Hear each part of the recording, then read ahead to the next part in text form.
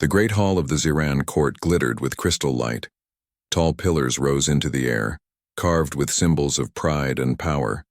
Aliens of every rank stood in rows, their shimmering skin glowing faintly under the blue fire lamps. At the center of it all stood Princess Solara, tall and radiant, her silver eyes sharp with arrogance. Before her stood a human. His name was Marcus. Humans were rare in this part of the galaxy. To most of the Zirans, they were nothing more than stubborn survivors of a backwater planet. They called them filthy, weak, and unworthy of notice. Marcus knew all of this, yet he stood calmly, his hands folded behind his back, his dark eyes steady. The court waited for the princess to speak. She lifted her chin and looked down at him as though he were dust on her shoes. "A mate?" she said, her voice ringing with scorn. "Do not insult me with such a thought.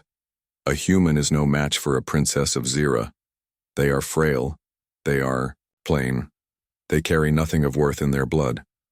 To suggest that I would ever bind myself to one is an insult to my honor." The court laughed. Some covered their mouths. Others jeered openly. The sound echoed like a cruel song across the hall. Marcus did not flinch. He did not bow. He simply stood there, his back straight, his gaze calm. He could feel every eye on him, waiting for him to break, waiting for him to snap back with anger or collapse in shame. But he did neither. Instead, he said softly, "I did not come here to insult you, princess. I came to honor you." The words caught her off guard. For a heartbeat, her silver eyes flickered, but she quickly masked it with a smirk. "Honor?" she mocked. "You mistake yourself, human. Your kind should be grateful to even stand in this hall. Do not speak to me of honor. You know nothing of it." Marcus lowered his gaze slightly, not out of defeat, but out of humility. He did not argue. He did not shout. He simply remained silent. And yet, in that silence, something stirred. The guards standing nearby, hardened warriors who had always dismissed humans, shifted uncomfortably. They saw no fear in Marcus, no shame, no trembling weakness. They saw a man who carried dignity like armor, and though they said nothing, they felt something unusual: respect. Solara turned her head away, dismissing him with a wave of her hand. "Take him away. I tire of this nonsense." As the guards led Marcus out, he did not resist. He walked calmly, as though the laughter and scorn around him were nothing but wind passing by. He did not need to defend himself. His humanity spoke, louder than any words could. That night, as Solara sat alone in her chamber, the echoes of the court replayed in her mind. She had humiliated him. She had called him filthy and weak. And yet why had his eyes not lowered in shame? Why had his silence felt heavier than her scorn? She told herself it did not matter. He was just a human, a nothing. But deep down, where she would never admit it, a small seed of unease had taken root. Marcus, alone in his quarters, looked out through the crystal window at the alien stars. He thought of Earth, far behind him, and the long journey that had brought him here. He felt the sting of their laughter, yes, but he also felt a quiet strength inside. Humans had been mocked before, underestimated before, and yet they had endured. He whispered to himself, "They will see. One day, they will see what it means to be human." The stars glittered in answer, and though the princess had scorned him as a mate, fate was already moving in silence. A future neither of them could yet imagine was taking shape. A future where the very words she had spoken in cruelty would become the shape of her destiny. The palace was full of sound, music, voices, laughter, but Marcus felt none of it reach him. He walked through the long halls, past walls of shining stone, yet he felt like a shadow moving among them. He was far from home. Earth was light years away, its skies and oceans nothing more than memory. The people here did not see him as an equal. They looked at him with curiosity or with disdain, but never with warmth. And above all, there was her, Princess Solara. She had made it clear in front of her court that he was nothing. Her words still echoed in his mind. A human is no match for a princess of Zira. The laughter of her people had stung more than he wanted to admit. He told himself he didn't care. He told himself he was used to this. Humanity had been underestimated for centuries. But deep down, a quiet sadness grew, because he cared about her. Not about the title, not about the crown, not about the scorn. He cared about the person he had glimpsed in small moments, when she thought no one was looking.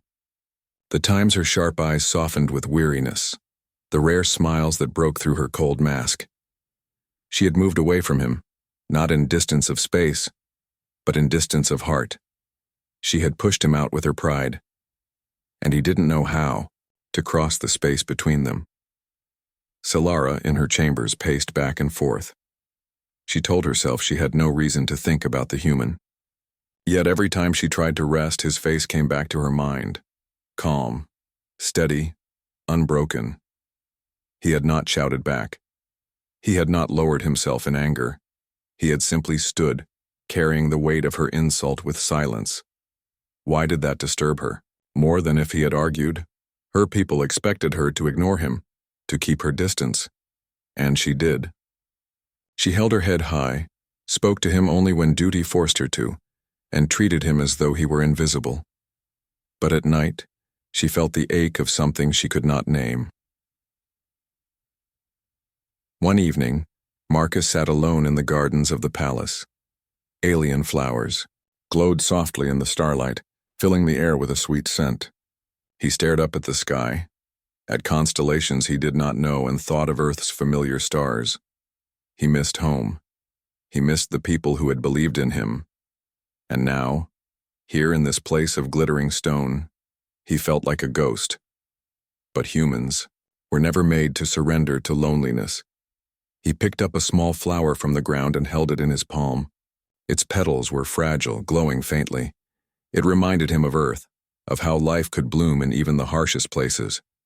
He whispered to himself, "We endure. We always endure." Hope was small, but it was still there. The next day, Solara walked into the gardens and saw him sitting there again. For a moment she hesitated, she almost turned away. But something stopped her feet. Marcus looked up and met her gaze. He did not speak first. She cleared her throat, her voice cool. "Why do you sit here alone?" "Because it's quiet," Marcus said simply. "The stars remind me of home." Solara tilted her head. "Home? You mean Earth?" He nodded. "Yes, it is far away, but it is still mine." There was silence. She did not know why, but she wanted to ask more.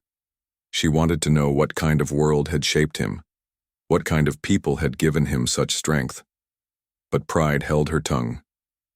So instead, she said, "You must miss it." Marcus smiled faintly. "Every day. But missing is not the same as giving up." Her silver eyes lingered on him. For the first time, she saw not just a human, but someone who carried his world inside his heart. Someone who stood alone, yet did not fall. She felt something shift. Inside her chest, something she quickly buried. Still, the distance remained. She could not admit she cared. He could not force a connection. They walked the same halls, breathed the same air, yet a wall of silence stood between them. Marcus felt the ache of that wall every day. He wanted to reach out, to tell her that her scorn did not erase his respect, that he still believed there was more in her than cold words. But he did not know how, and so he endured.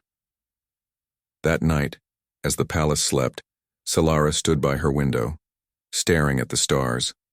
She pressed a hand to her chest, confused by the strange heaviness there. She whispered to herself, "Why can't I forget him?" But the stars gave no answer. Marcus, in his quiet room, whispered something very different. One day she will see. One day she will know that humanity does not break. And though they were only rooms apart, they felt worlds away. Yet hope remained, small, fragile, but alive. Because even in distance, the human spirit had a way of reaching across the stars. The days in the palace passed like slow-moving shadows. Marcus walked its shining halls, spoke in the council meetings when asked, and kept his place with quiet dignity. To the Zyrans, he was still an outsider. To Solara, he was still the human she had scorned.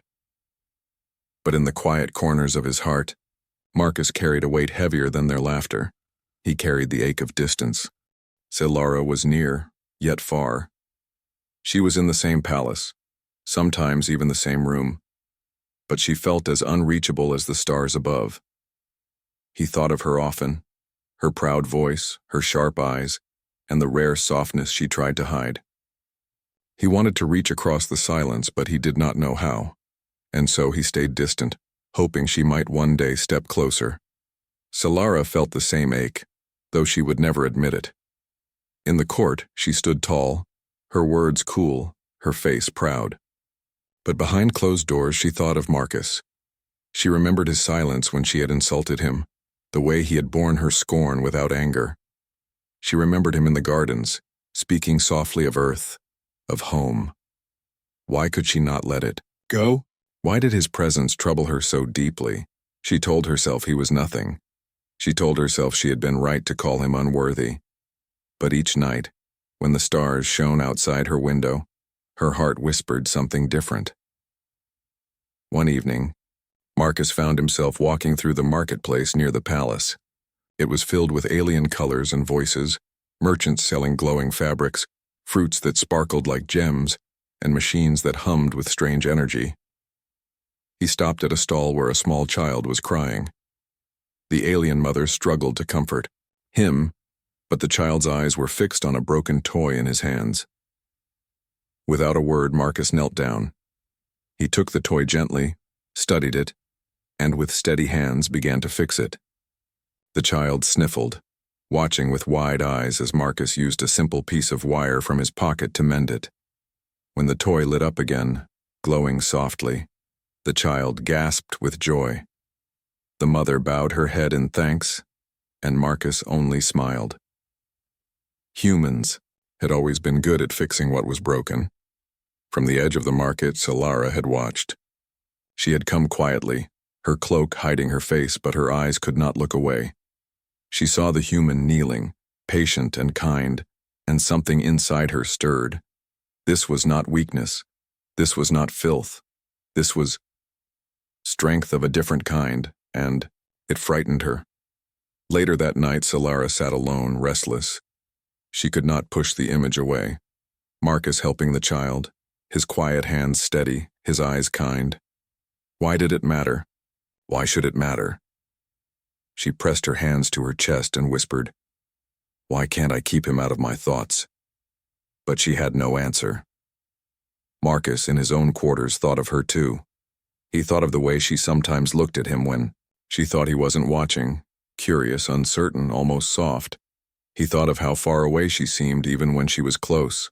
He wanted to tell her that he didn't hate her for her scorn, that he still respected her, still believed she was more than her words.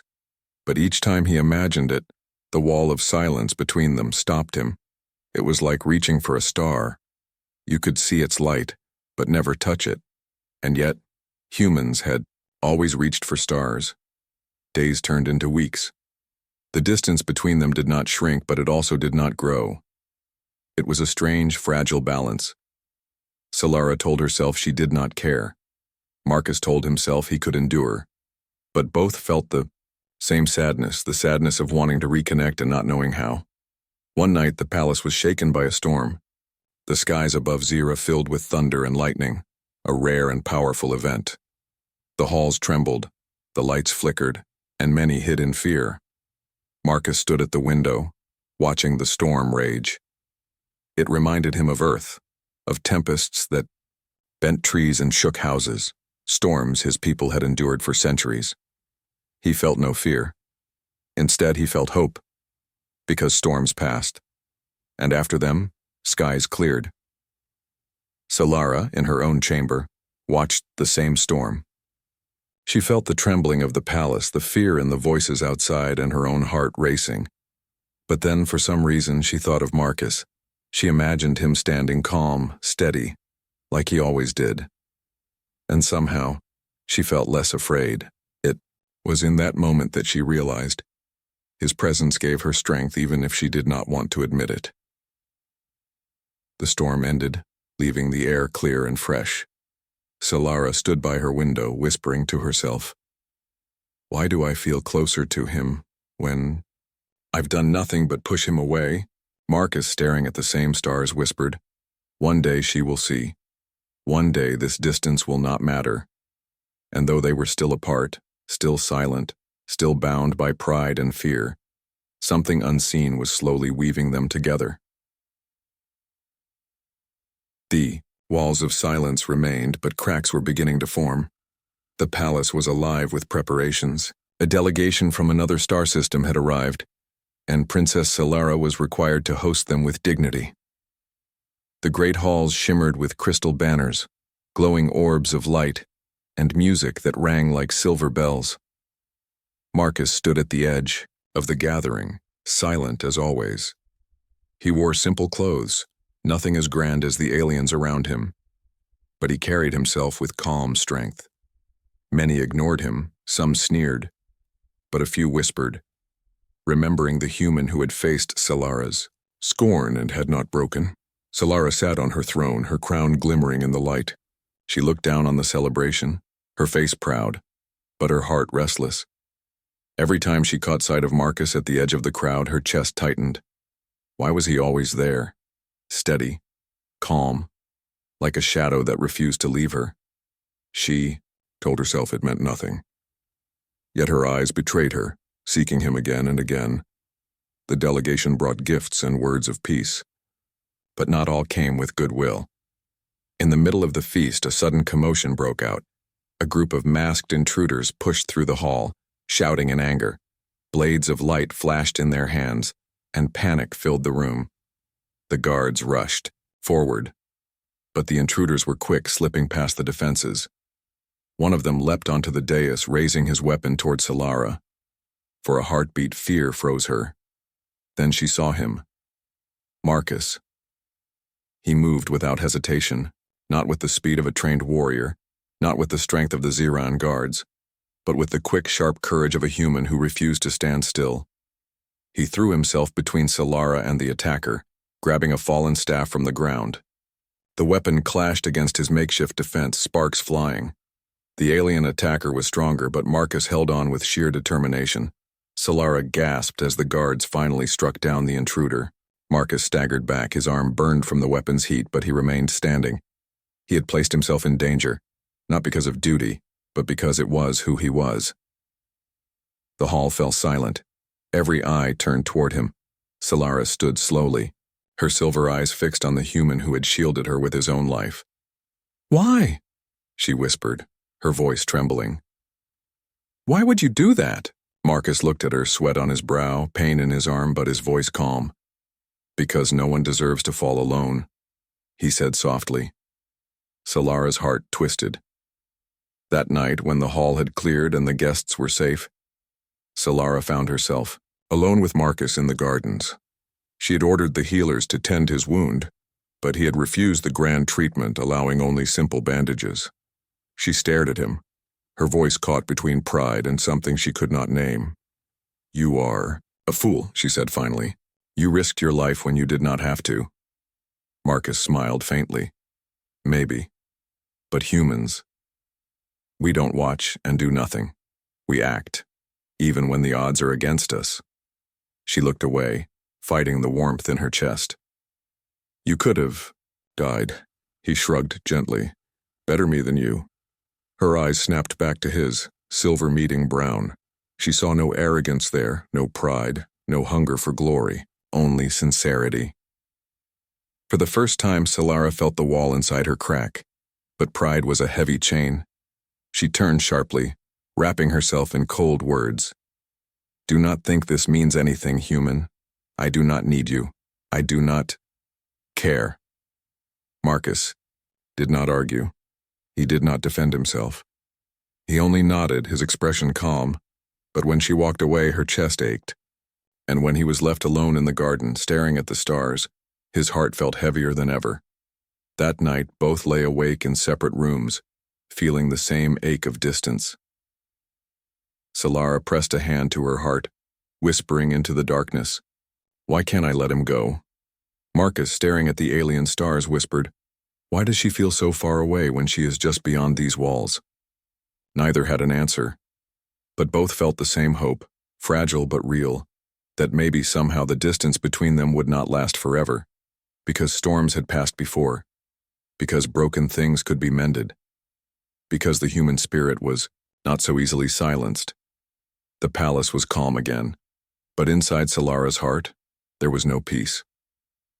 Days passed after the attack, yet her mind returned again and again to the moment when Marcus had stood before her, shielding her with nothing but courage and a broken staff. Every time she closed her eyes, she saw him. Every time she tried to silence her thoughts, his words echoed. Because no one deserves to fall alone. She wanted to push it away. She wanted to forget. But she could not.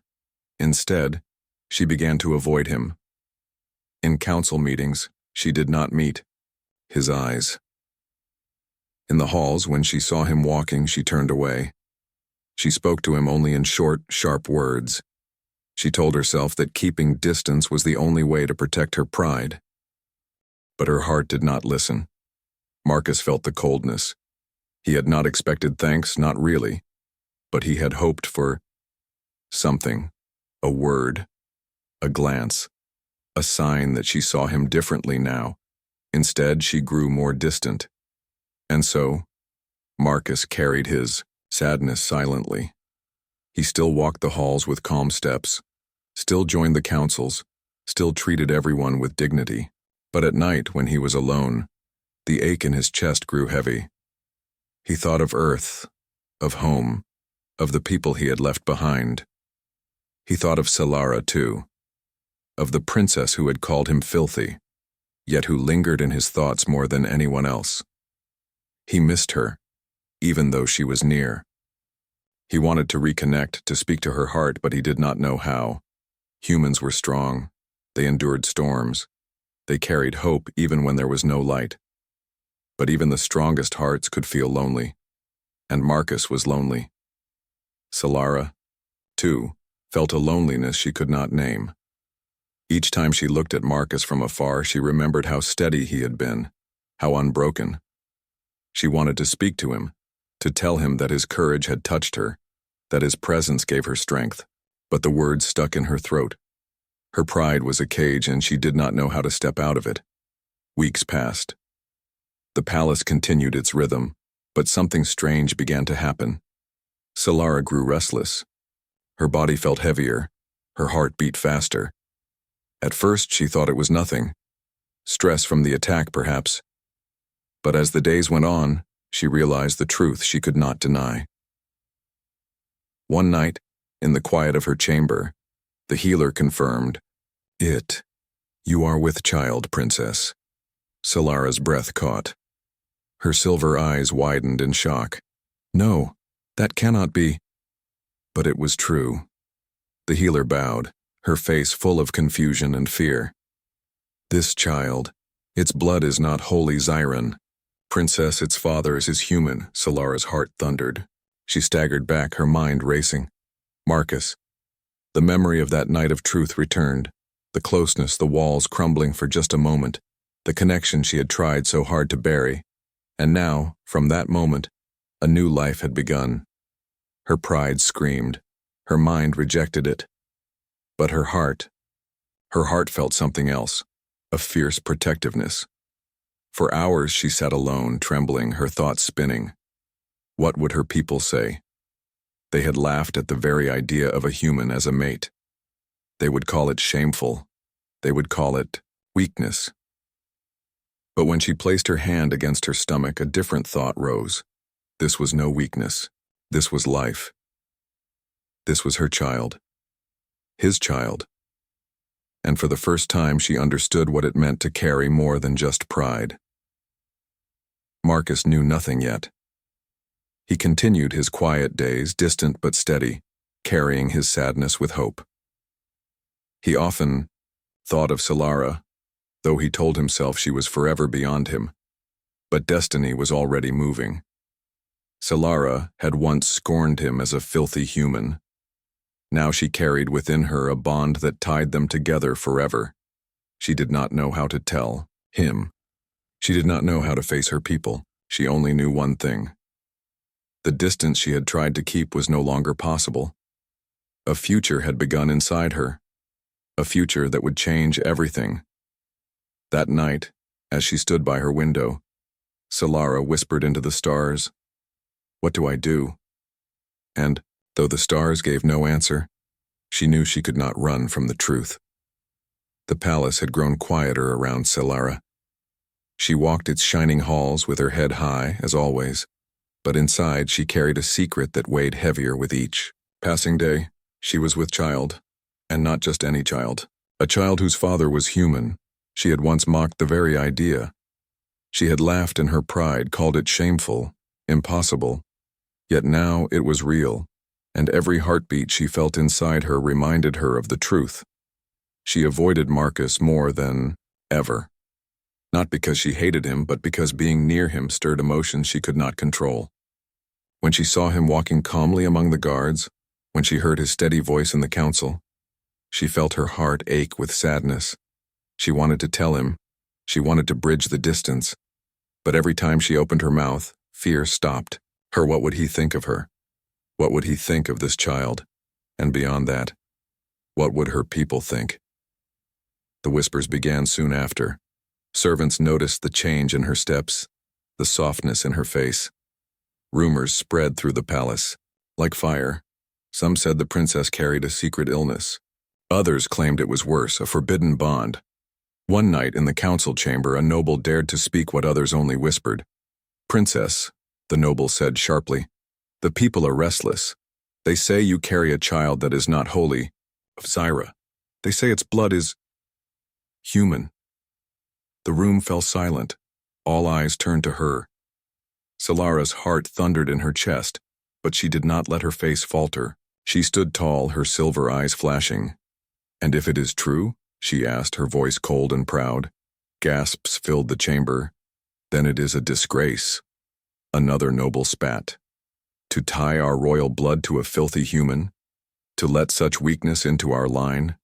It cannot be allowed." Solara's hands clenched at her sides. For a moment, fear nearly crushed her. But then she remembered Marcus standing in front of her during the attack, risking his life without hesitation. She remembered his quiet words, "Because no one deserves to fall alone." Something inside her hardened into resolve. "You call him filthy," Solara said slowly, her voice strong. "But when danger came, none of you stood before me. None of you placed their life in my hands. Only he did. Tell me then, what is filth, and what is honor?" The council shifted uneasily. Whispers rippled through the room. Marcus was not there that night. He knew nothing of the storm gathering in the council. He sat alone in his chambers as he often did, staring at the stars. He still felt the same distance from Solara, the same sadness. He thought she wanted nothing to do with him. He told himself to endure, as humans always had, but his heart longed for connection. He whispered quietly to himself, "She may hate me. She may never see me. But one day humanity will prove itself. One day she'll know we were never weak." Even in loneliness, he held hope. Solara, meanwhile, faced her people. With fire in her voice, "You think this child is shame? I tell you, this child is destiny. It carries two worlds in its veins. It is not weakness, it is strength." The nobles protested, their voices rising, but Solara did not waver. For the first time, she stood not just as a princess of Zyra, but as something more. And deep down she knew why. It was because of Marcus. His quiet strength had shaped her, even without his knowing. His humanity had shown her a different kind of power, the power to endure, to protect, to hope. But when the council ended, and she was alone again, Solara's heart softened. She pressed her hand against her stomach and whispered, "He doesn't even know, and I don't know how to tell him." Tears stung her silver eyes, but she brushed them away quickly. She was a princess, She could not show weakness. And yet, in the silence of her chamber, she felt more distant from Marcus than ever. She wanted to walk to his room, to tell him the truth, to let him share the burden. But fear and pride kept her still. The days grew heavier. The palace was filled with whispers, the court with judgment, but Solara stood firm.